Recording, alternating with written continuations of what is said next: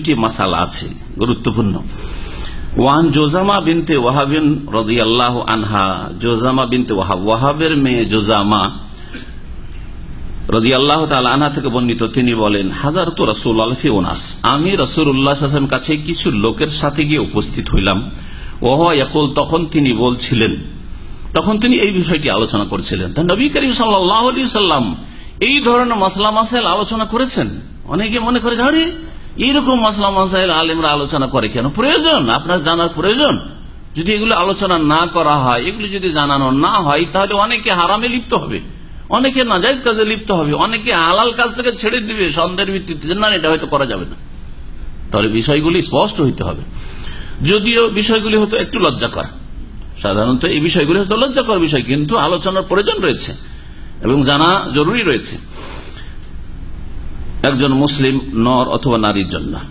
বলছেন যে নবী সাল্লাল্লাহু আলাইহি ওয়াসাল্লাম সেই সময় আলোচনা করছেন কি নিয়ে, লাকাদ হামামতু আন আনহা আনিল গীলাতি, আমার ইচ্ছা হলো যে আমি গীলা করতে নিষেধ করে দেব, গীলা থেকে নিষেধ করি। গীলা কাকে বলা হয়? গীলা হচ্ছে পুরুষের তার স্ত্রীর সাথে এমন অবস্থায় সহবাস করা যখন তার স্ত্রী স্তন্যদানের অবস্থায় থাকে, অর্থাৎ স্তন্যদানের পিরিয়ডে থাকে। এই 2 বছর, বাচ্চা 2 বছরের মধ্যে রয়েছে আর স্বামী স্ত্রী সহবাস করছে, এই কাজটিকে গীলা বলা হয়।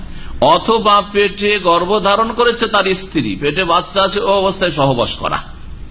নবী করিম সাল্লাল্লাহু আলাইহি ওয়াসাল্লাম প্রথম চিন্তা করলেন যে এতে ক্ষতি হইতে পারে, ক্ষতি হইতে পারে। বাচ্চা দুধ পান করছে, সে অবস্থায় সহবাস হবে, সুতরাং এই দুধটা ক্ষতির দিকটা চলে আসতে পারে, হ্যাঁ, সাইড এফেক্ট হইতে পারে।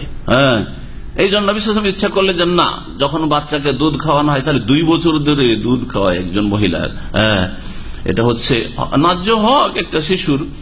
তো এই 2 বছর তাহলে সহবাস করতে পারবে না, নিষেধ যদি করে দাও তাহলে 2 বছর সহবাস করতে পারছে না। 2 বছর সহবাস যদি না করতে পারে আর দ্বিতীয় বিয়েও না করতে পারে আজকালকার জামানায়, তাহলে তো বড় বিপদ। তাহলে হারাম রাস্তা খুঁজবে, হ্যাঁ, তখন হারাম রাস্তা খুঁজবে, জেনার রাস্তা খুঁজবে না, সমকামিতার রাস্তা খুঁজবে না, হস্তমৈথুন রাস্তা খুঁজবে না, ব্লু ফিল্ম দেখার রাস্তা খুঁজবে, খুঁজবে না, পাপে লিপ্ত হইতে পারে। কয়টা লোক ওই রকম আল্লাহ ভীরু রয়েছে, অনেক আল্লাহ ভীরুতে পদস্খলন করছে। তো দুটো দিক, একটা দিক হচ্ছে যে বাচ্চার ক্ষতি হয়তো আছে, সুতরাং ইচ্ছা করলেন যে নিষেধ করে দিই।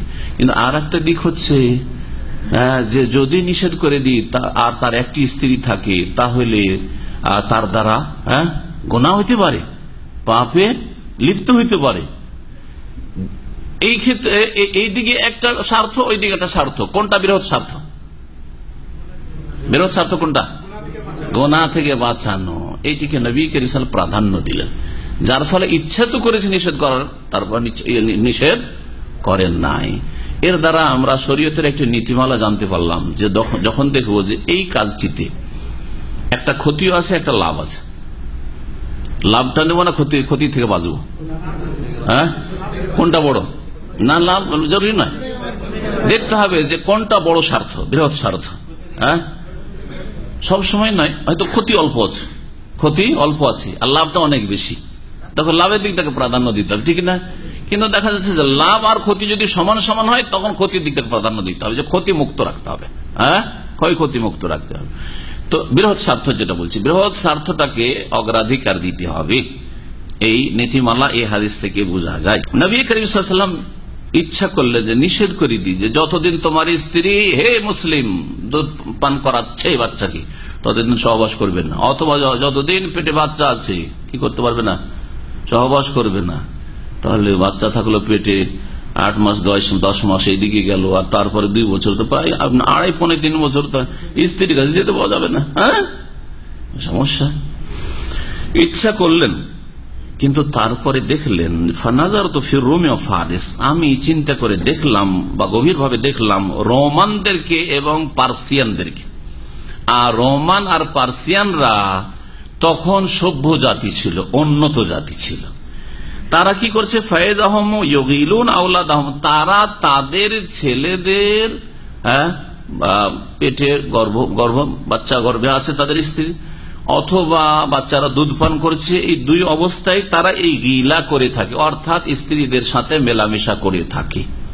এই কাজটি করে, রোমানরা করছে, অথচ তারা উন্নত জাতি, সভ্য জাতি, বেশি বুঝে, বেশি আরবরা বকরি ছাগল নিয়ে থাকে, বেশি কিছু বুঝে, তাদের চাইতে বেশি সভ্যতায় উন্নত ছিল তখনকার যুগে ওরা। তো ওরা এই কাজগুলি করছে, ফালা ইয়াদুররু যালিকা আওলাদাহুম শাইআন, এতে তাদের সন্তানদের কোনো ক্ষতি হয় না। দুধ পান করা অবস্থায়, মায়ের দুধ পান করছে বাচ্চারা, ওই অবস্থায় সহবাস করছে অগ্নি পূজকরা, পার্সিয়ান মানে অগ্নি পূজকরা, আর রোমান খ্রিস্টানরা। কিন্তু এই দুই সভ্যতার লোকেরা এইসব কাজ করলে তাদের বাচ্চাদের ক্ষতি হয় না। এইরকমই পেটে বাচ্চা থাকা অবস্থায় তারা স্বামী স্ত্রী মিলন করছে, তাতে বাচ্চার ক্ষতি হয় না। যখন এইরকমটা জানতে পারলেন, তখন নবী করিম সাল্লাল্লাহু আলাইহি সাল্লাম ইচ্ছাটাকে স্থগিত রাখেন, আর নিষেধ করলেন না। এই একটি মাসালা। আর একটি মাসালা আসছে,